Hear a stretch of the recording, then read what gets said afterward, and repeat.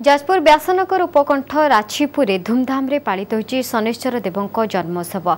सब वर्ष भली चलित वर्ष मध्य जमीथिला शनि देवंक एही महोत्सव लक्षाधिक श्रद्धालुंकर समागम होइथिला।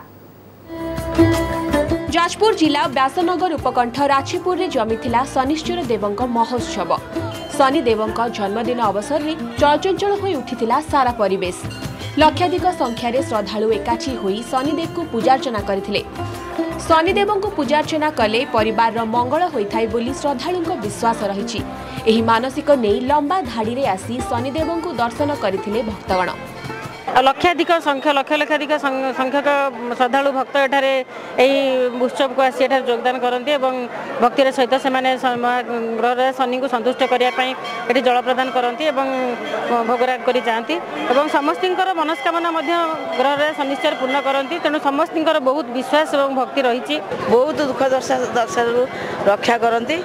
शनि महाग्रह शनि महाराजा ये वैद्यनाथ भी आंक शरण धरि था। शनि महाग्रह क्या छाड़ती नहीं। तेणु शनि हूँ आमर विश्वास।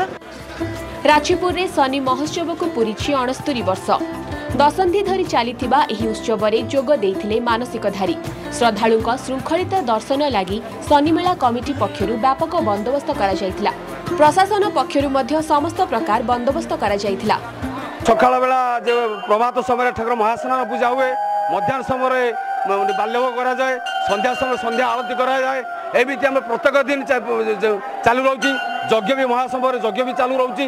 बहुत भक्त आसी से यज्ञ को उपभोग कर भगवान का दर्शन पाई से घर पहुँची पार्टी। ग्रहराज शनिश्चर 68तम वार्षिक यज्ञोत्सव और मेला अनुष्ठित होइछि। आठारे बहुत जनसमागम होउछि। जनसाधारण सुव्यवस्था कराई, सुरक्षा व्यवस्था कराई। Jajpur Abhaypati report OTV.